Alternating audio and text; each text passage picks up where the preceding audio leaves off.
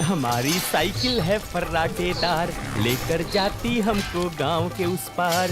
ओहो, निकला हूँ मैं करने दूध का व्यापार। मनसुख सुनीता चाची के घर के बाहर साइकिल रोकता है और घंटी बजाता है। काकी, आ जाओ, दूध ले लो।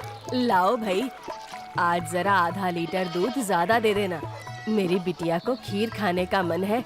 हाँ हाँ, अभी ले लो, बढ़िया सी खीर बनाकर खिलाना बिटिया को। मनसुख फिर से साइकिल लेकर दूसरे घर दूध देने चला जाता है। अरे मनसुख भाई, ये लो तुम्हारे दूध के पैसे, आज महीना पूरा हो गया ना? हाँ दीदी, लाओ दो, आपका हिसाब एकदम साफ रहता है, आप एकदम समय पर पैसे दे देती हो। अरे मनसुख भैया, तुम गांव में सबसे सस्ता दूध देते हो और रोज समय पर भी आते हो, तो फिर हमारा तो फर्ज बनता है ना कि तुम्हें समय से तुम्हारे पैसे दें। अरे आपका धन्यवाद दीदी। अच्छा, मैं चलता हूँ। हाँ, इस दूध वाले की ज्यादा तारीफ नहीं कर रही थी तुम? अरे तो और क्या, सच ही तो कह रही थी, मैंने कुछ गलत कहा क्या? अरे मनसुख इतना ईमानदार है बेचारा। पहले हम शहर से पैकेट वाला दूध मंगाते थे, वो कितना महंगा पड़ता है, और उसे लेने के लिए आपको इतनी दूर दुकान तक जाना पड़ता था। बेचारा मनसुख तो घर तक दूध दे जाता है और पैसे भी शहर वाले दूध से कम लेता है। और तो और। अरे बस बस भाग्यवान, और ना बताओ, मैं समझ गया कि मनसुख बहुत बेचारा और ईमानदार है। अब मुझे माफ करो और जरा एक कप चाय पिला दो। हाँ हाँ, अभी लाती हूँ। उधर मनसुख अपना सारा काम खत्म करके घर पहुँच जाता है। अरे आप आ गए, आज देरी हो गई। अरे पूछो मत, साइकिल का टायर रास्ते में पंचर हो गया था, उसे ठीक कराने में बहुत देर लग गई। ओहो, तो आप एक मोटर गाड़ी क्यों नहीं खरीद लेते? इस साइकिल पर काहे चलते हैं जब ये इतनी खटारा है तो? ताकि मैं भोला, सीधा और गरीब लग सकूं। क्या क्या मतलब? अरे अगर मैं मोटर गाड़ी से चलने लगा तो गांव वाले सोचेंगे नहीं कि इस गरीब दूध वाले के पास इतना पैसा आखिर आया कहां से? हाँ, कहां से क्या? दूध बेचकर? और कैसे? मनसुख उठकर खड़ा होता है और सीधा अपने तबेले में जाता है, जहां मीना ने जानवरों का ताजा दूध निकाल कर रखा था। लेकिन सबको पता है कि सिर्फ दूध बेचकर कोई मोटर गाड़ी खरीदने के लायक नहीं हो जाता है। मनसुख ताजा दूध निकालकर उसमें अरारोट मिलाने लगता है। अरे रुकिए रुकिए, ये दूध तो हमारे इस्तेमाल का है, इसमें अरारोट क्यों मिला रहे हैं? अरे मूर्ख औरत, कितनी बार तुमसे कहा है कि हमारे इस्तेमाल का दूध अलग रखा करो। यहाँ तबेले में मैं सिर्फ बेचने वाला मिलावटी दूध ही रखता हूँ। जी जी, माफ करिएगा, अभी हटा देती हूँ। गांव वालों की सोच के विपरीत मनसुख राम तो एक बहुत ही लालची और चालाक दूध वाला था। मीना दूध हटाकर ले जाती है और मनसुख हंसता हुआ खुद से कहता है, गांव वालों की नजर में मैं एक बेचारा गरीब दूध वाला हूँ, तो वही रहने दो। मेरा असली चेहरा कभी किसी के सामने नहीं आ पाएगा। और मैं ऐसे ही मिलावटी दूध बेच बेच कर बहुत सारा धन जमा करता रहूंगा। मनसुख की धोखेबाजी की गाड़ी ऐसे ही मजे से चल रही थी। एक दिन उस गाड़ी में सवार होने के लिए कुछ और यात्री भी आ गए। एक दिन मनसुख साइकिल से दूध बेचकर वापस घर जा रहा था और फिर से उसकी साइकिल पंचर हो गई। अरे ये खटारा तो नाक में दम कर रखी है, फिर से इसको बनवाना पड़ेगा। मनसुख छोटू पंचर वाले की दुकान पर जाता है। अरे भैया, फिर से आ गए आप? अरे अब तो आप एक नई साइकिल ले ही लो, आपकी साइकिल का पंचर बनाते बनाते हम थक गए भाई। अरे कहाँ छोटू भाई, घर में दाना पानी चल जाए वही बहुत है, अब कहाँ नई साइकिल खरीदेंगे हम जैसे गरीब।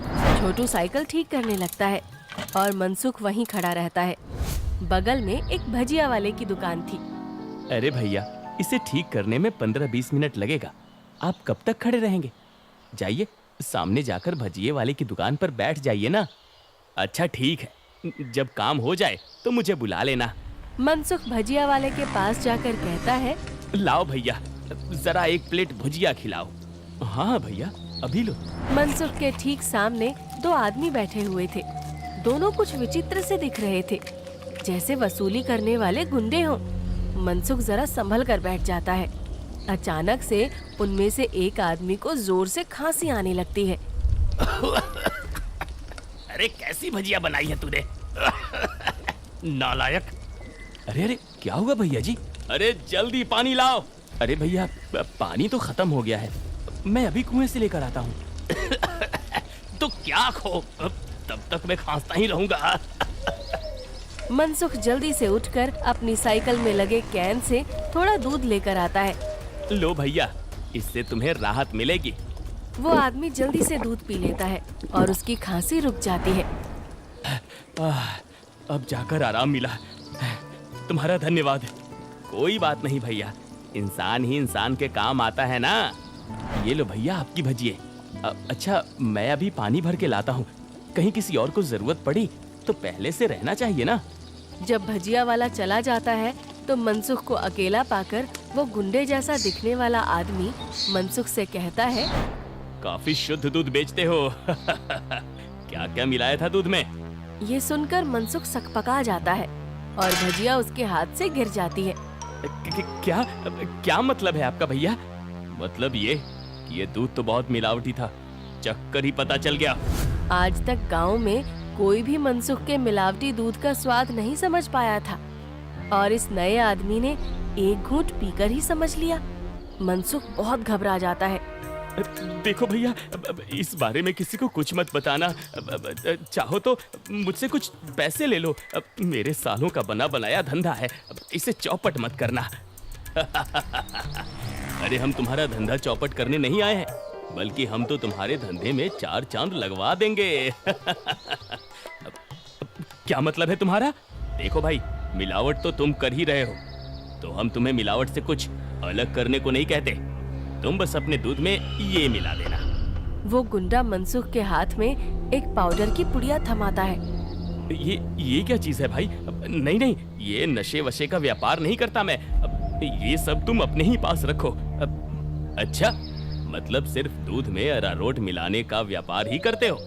चलो ठीक है, कोई बात नहीं। हमने सोचा था तुम भी 4 पैसे ज्यादा कमा लो, मगर ये तो अपना अपना भाग्य है। क्या? अरे मैं तो मजाक कर रहा था। मैं तैयार हूँ भाई। अब सामने से आती लक्ष्मी को भला कौन मना कर सकता है। लाओ लाओ, पुड़िया इधर लाओ। ये हुई ना बात। तो फिर ये लो, इस एक पैकेट को एक बड़े दूध के केन में मिलाना। इससे कम या ज्यादा में नहीं, तभी स्वाद में किसी को अंतर नहीं पता चलेगा। और हाँ, इसे मिलाने के बाद तुम्हारे दूध की डिमांड गांव में 4 गुना हो जाएगी। लोगों को ये बहुत अच्छा लगने लगेगा और चाह कर भी बिना इसे कोई पिए रह ही नहीं पाएगा। एक पुड़िया का 1000 रुपए हुआ। अरे अब ये तो बहुत ज्यादा है भैया। अच्छा, ज्यादा लग रहा है? अब चलो कोई बात नहीं, मत खरीदो। अभी ये भजिया वाला आएगा ना, तो इसे ही बेच देंगे। ये तो खुशी खुशी 1000 रुपए में खरीद लेगा। अरे अरे नहीं, रुको रुको, मैं देता हूँ ना पैसे। ये लो। शाबाश, चलो अगले हफ्ते मिलते हैं। मनसुख की साइकिल ठीक हो गई थी और वो पुड़िया लेकर वापस घर जाता है। जब मनसुख दूध में पुड़िया मिला रहा था, तभी वहाँ पर मीना आ जाती है। अरे ये आप क्या कर रहे हैं जी? ये है जल्दी से अमीर होने का शॉर्टकट। बहुत हुआ अरारोट मिलाना, अब देखो कितनी जल्दी हम अमीर होते हैं। अरे वाह, आप तो बहुत समझदार आदमी हैं। कितना अच्छा हुआ जो मेरी माँ ने आपसे मेरी शादी करवाई। अच्छा, काश मैं भी ऐसा ही कह सकता, भाग्यवान। जी क्या? मैं समझी नहीं। नहीं नहीं, कुछ नहीं। अच्छा ठीक है, मैं खाना बना रही हूँ, आप जल्दी से हाथ मुंह धोकर आ जाइए। 1 हफ्ता बीत गया और मनसुख के दूध की डिमांड वाकई में बढ़ गई थी। उसे अच्छा खासा मुनाफा होने लगा था और उसका लालच भी अब 2 गुना हो गया था। मुझे कम से कम 10 पुड़िया दे दो, लेकिन हमेशा संभल कर इसका इस्तेमाल करना। कुछ भी हो जाए, हमने जितना बोला है उससे ज्यादा पाउडर मत मिलाना दूध में, वरना लेने को देने पड़ सकते हैं। हाँ हाँ, मैं ध्यान रखूंगा। मनसुख रोज की तरह सुनीता काकी के घर में दूध देने जाता है और आवाज लगाता है, काकी आ जाओ, दूध ले लो। मनसुख के आवाज लगाने पर अंदर से सुनीता काकी की जगह एक जवान लड़का आता है। लाओ भैया, दूध मुझे दे दो। अरे आप कौन है? आपको पहले तो कभी गांव में नहीं देखा। अरे मनसुख, ये मेरा भतीजा है, अपने पिताजी के साथ यहाँ कुछ दिनों के लिए छुट्टी पर आया है। अच्छा, छुट्टी पर? शहर में क्या नौकरी करते हो भैया? पुलिस में हूँ। पुलिस का नाम सुनते ही मनसुख घबरा जाता है और उसके हाथ से बर्तन छूट जाता है। सारा दूध नीचे गिर जाता है। अरे अरे, ये क्या हो गया? ये दूध कैसे गिर गया? वो गलती से हाथ से बर्तन फिसल गया था काकी। कोई बात नहीं, दूसरा दूध दे दो। अरे नहीं, आज तो दूध खत्म हो गया है काकी। मैं कल आता हूँ ना। अच्छा, अब मैं चलता हूँ। हाँ? इतना कहकर मनसुख जल्दी से वहाँ से भाग जाता है।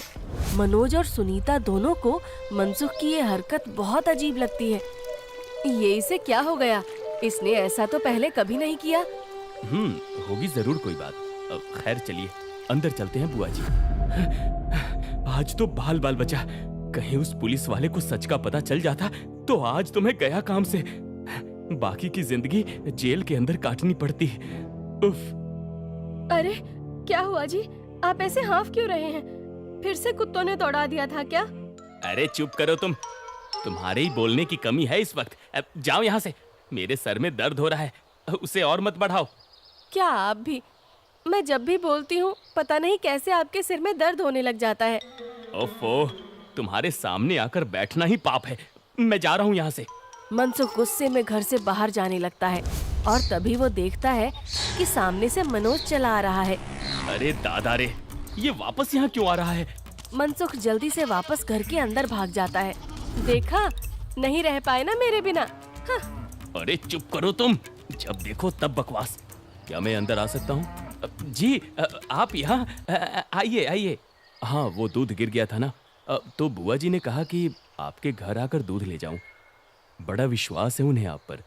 मैंने कहा कि पास की किसी दुकान से जाकर दूध ले आऊं, लेकिन उन्होंने कहा कि मनसुख भाई के वहां से ही दूध लेकर आओ। अरे ऐसी बात है क्या? ये तो काकी का बड़प्पन है, वरना मैं तो बस मामूली सा दूध वाला हूँ। अच्छा, ऐसा लगता तो नहीं है। गांव में तो आपके बहुत चर्चे हैं।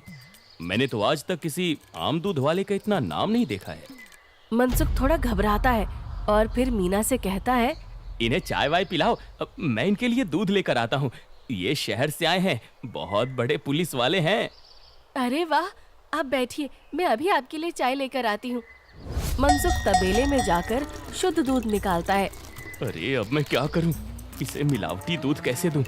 और अगर एकदम शुद्ध दूध दिया तो फिर सुनीता काकी को स्वाद अलग लगेगा। ये तो मैं अच्छा फंस गया हूँ। मनसुख सोच विचार में डूबा था और उधर मीना चाय बनाकर ले आती है। लीजिए, गर्मा गर्म चाय और पनीर के पकौड़े खाइए।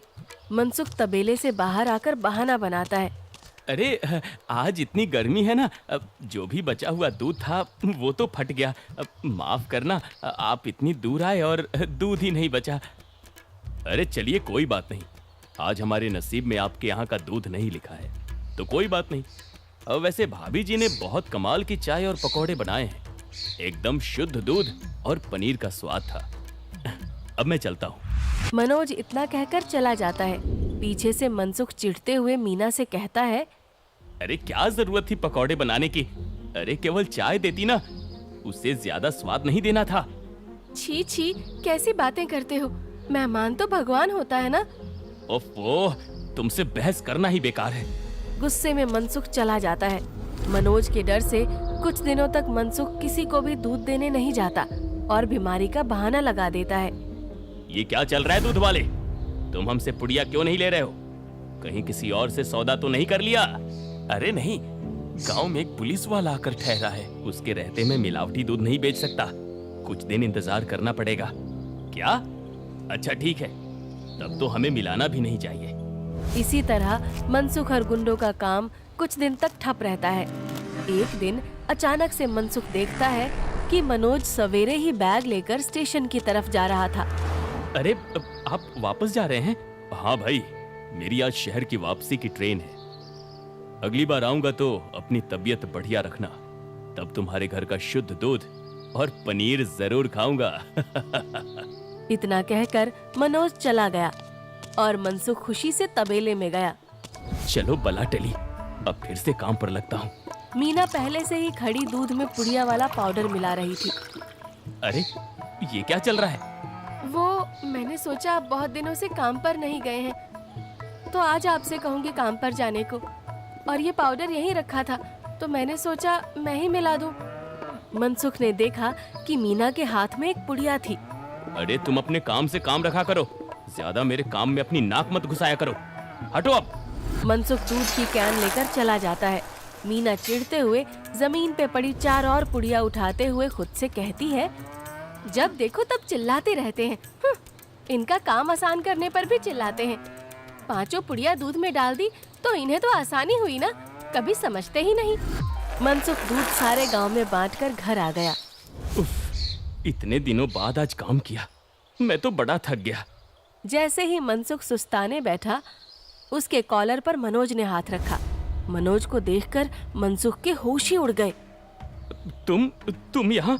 अरे दूध वाले, नशे का तो ठीक है, मगर इतना नशा कौन मिलाता है दूध में कि पहली घूंट में ही आदमी का सर चकरा जाए?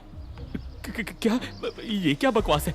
मैं नहीं जानता ये सब तुम क्या कह रहे हो। अब और तुम्हारी तो ट्रेन थी ना? जी हाँ, मगर मेरी ट्रेन कैंसिल हो गई है और आपकी ट्रेन का समय हो गया है। चलिए, अब आपकी ट्रेन सीधा हवालात में जाकर रुकेगी और रास्ते में आपके साथियों को भी सवार कर लेंगे। मतलब मैं जैसे ही घर वापस गया, बुआ जी ने मुझे 1 गिलास दूध दिया। दूध पीते ही पता चला कि उसमें कितना नशा था और मेरे जाते ही तुम्हारी तबीयत एकदम ठीक हो गई। बस मैं समझ गया कि क्या हेरा फेरी कर रहे हो तुम। नहीं, कोई हेरा फेरी नहीं है, मैंने कुछ नहीं किया। जरूर किसी ने मुझे फंसाया होगा। शहर से मैंने अपनी टीम बुला ली है, बाकी की तहकीकात तो वो लोग करेंगे। फिलहाल तुम चलो मेरे साथ थाने, बाकी के सवाल जवाब वहीं होंगे। मनोज घसीटकर मनसुख को थाने ले गया और पूरे गांव को लालची चालाक दूध वाले का असली चेहरा दिख गया। मनसुख के साथ साथ उसके साथी भी पकड़े गए। रैपुंज़ेल की कहानी। बहुत समय पहले की बात है। एक आदमी अपनी प्यारी सी बीवी के साथ हंसी खुशी रहता था। बहुत जल्द उनके घर में एक नन्हा मेहमान आने वाला था। उनके घर के सामने एक बड़ी हवेली थी। उस हवेली के सामने रैपुंज़ेल के पौधे लगे हुए थे, पर वो हवेली जादूगरनी गौथल की थी। नहीं,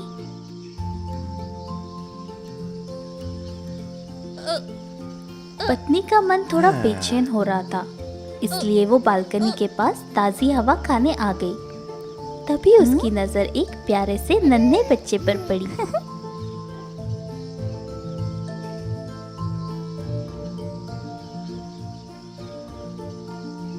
देखिए, वो बच्चा कितना प्यारा है। हाँ, वो बहुत प्यारा है।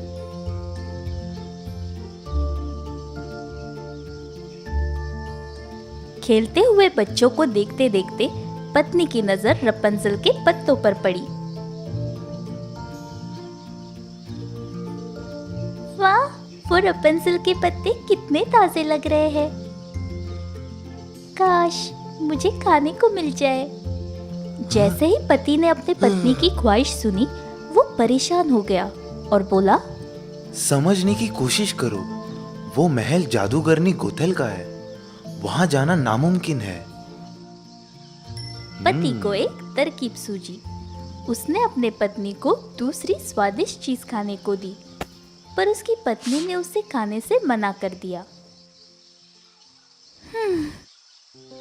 आप समझने की कोशिश करिए। आप समझने की कोशिश कीजिए। मुझे वो पत्ते कैसे भी करके चाहिए। आखिरकार पति ने अपने पत्नी की इच्छा पूरी करने की ठान ली। पति जादूगरनी के पास गया और उससे रैपुंज़ेल के पत्तों के लिए किड़किड़ाने लगा, पर जादूगरनी ने उसकी एक न सुनी और उसे जाने को कह दिया। इसलिए पति ने जादूगरनी के महल से रैपुंज़ेल के पत्ते चुराने की ठान ली।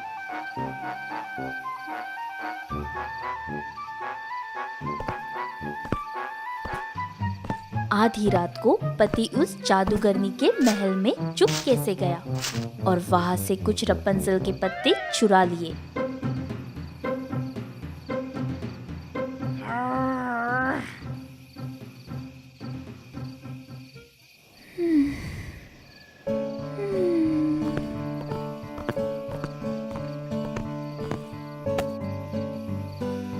देखो, मैं तुम्हारे लिए रपंजल के पत्ते लाया हूँ। पत्नी ने अपने लिए रपंजल के पत्तों का सलाद बनाया और बहुत मजे से खाया।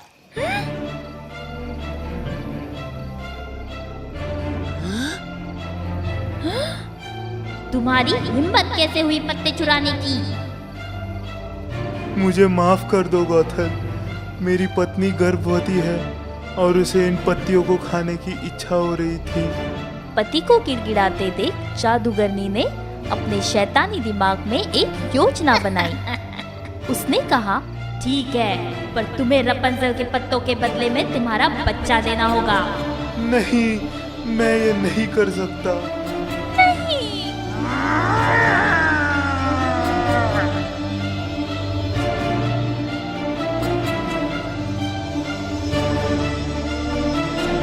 तुमने अगर अपना बच्चा नहीं दिया तो इसका परिणाम अच्छा नहीं होगा।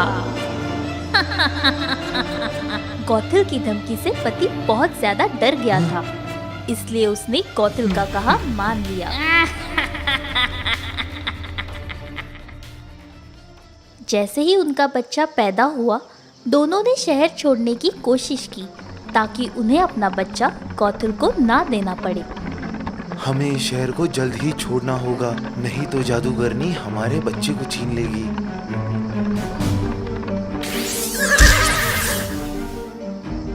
नहीं, ऐसा मत करो। गौथल बच्चे को ध्यान से देखकर उसका नाम रखने का सोचती है। तुम्हें मैं रपंजल के नाम से पुकारूंगी, जिन पत्तियों की लालसा तुम्हारी माँ को थी। गौथल बच्चे की बहुत ही अच्छी तरीके से परवरिश करने लगी। बहुत साल बीत चुके थे। अब रपंजल गौथल की निगरानी में पल रही थी। उसके बाल घने, लंबे और सुनहरे हो गए थे।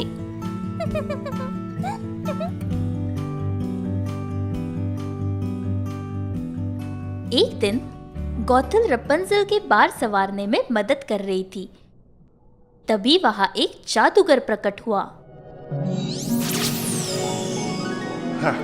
ये जादूगर और कोई नहीं बल्कि गौथल के गुरु थे। गौथल, ध्यान से सुनो। अब वक्त आ गया है कि तुम दोनों मेरे मीनार में रहने के लिए चलो।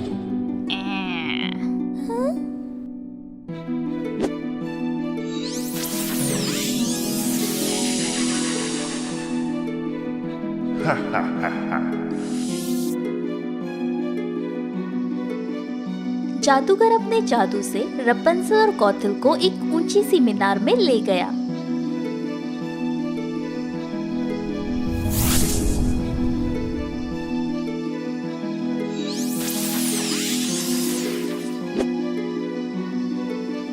गौथल, मैं अब थोड़ा आराम करना चाहता हूँ, इसलिए ये मीनार मैं तुम्हारे हवाले कर रहा हूँ। इस मीनार का ठीक से ध्यान रखना, वरना अच्छा नहीं होगा। गुरुजी, आप चिंता ना करें, मैं इस मीनार का अच्छे से ख्याल रखूंगी। गौथल रपंजल को बोलती है कि वो पास के बाजार में कुछ काम से जा रही है। ये सुनकर रपंजल सोच में पड़ जाती है कि गौथल मीनार के बाहर कैसे जाएगी।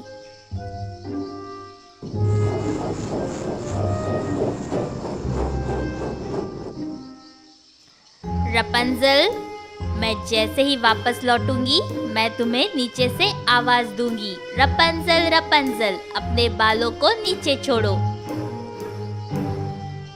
और तुम अपने घने लंबे बाल छोड़ देना। ठीक है।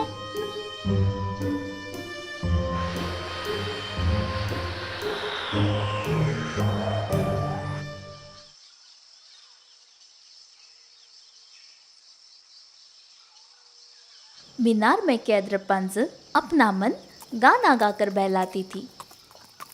फूलों के रंग है मेरे संग, यूं ही गाऊं। ये कौन है जो इतना अच्छा गा रही है? लगता है ये आवाज़ उस मीनार से आ रही है।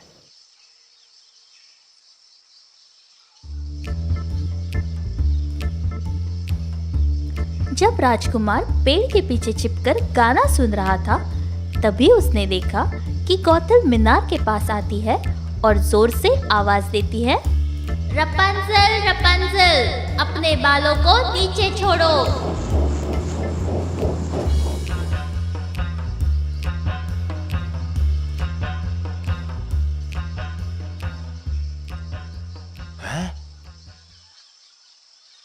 अगले दिन गौथल जब मीनार से जाती है, रपंजल अपने गाने में मग्न हो जाती है और उसी वक्त उसे एक आवाज सुनाई पड़ती है, अपने बालों को नीचे छोड़ो। जैसे ही रपंजल ने अपने बाल नीचे की तरफ छोड़े, राजकुमार उन बालों के सहारे उस ऊंची मीनार पर चढ़ गया।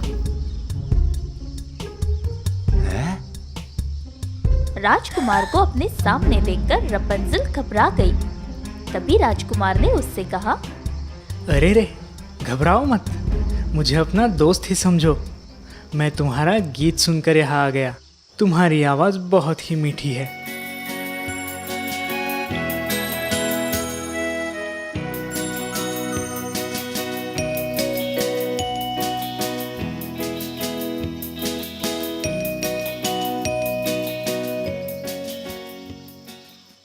सुनिए, आप इस रहस्यमय मीनार में क्यों रहती है? ये मीनार एक जादूगर की है, जिसकी देखभाल के लिए गौथल को रखा है। उसने गौथल को धमकी भी दी है कि अगर मीनार को कोई भी नुकसान हुआ तो अच्छा नहीं होगा। मेरी माँ गौथल नहीं है, उसने मुझे मेरी माँ से छीन लिया था और उसने मेरी और मेरे बालों की अच्छी देखभाल की। देखभाल की? और तुम्हें तुम्हारी माता पिता से छीन लिया था? हाँ, ताकि वो मेरे बालों के सहारे इस मीनार में आ जा सके, और इसलिए उसने मुझे यहाँ कैद कर रखा है। मैं तुमसे वादा करता हूँ, मैं तुम्हें यहाँ से बाहर जरूर निकाल के ले जाऊंगा। रपंजल को वादा करके राजकुमार मीनार से निकल जाता है, पर वो दोनों इस बात से अनजान थे कि गौथल ने उन्हें देख लिया है।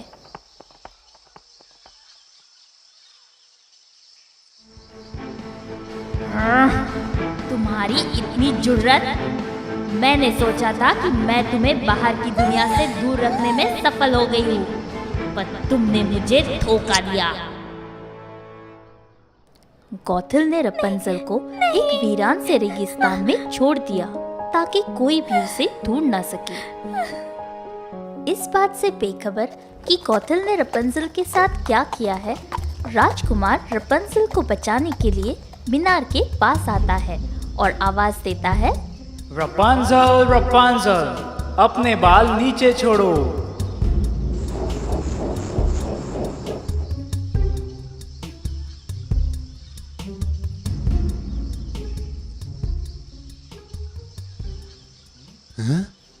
जैसे ही राजकुमार ऊपर चढ़ के जाता है, वो गौथल को देखकर हैरान हो जाता है।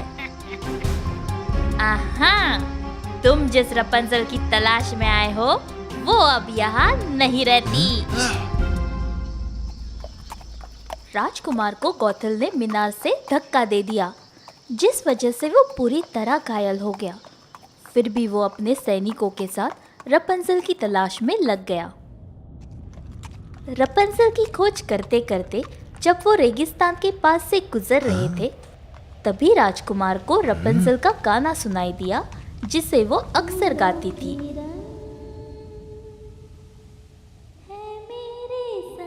आखिरकार राजकुमार के सिपाहियों ने मीनार को तोड़ दिया, जिसका गौथल को ख्याल रखना था। रुक जाओ! गौथल ने उन्हें बहुत रोकने की कोशिश की, पर वो नाकामयाब रहे।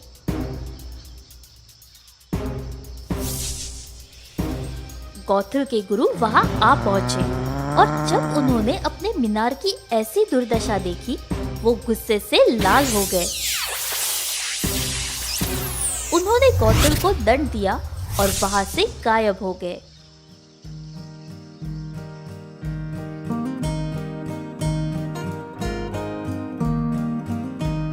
राजकुमार ने रपंजल को उसके माता पिता से मिला दिया और इसके बाद सब एक साथ खुशी खुशी रहने लगे।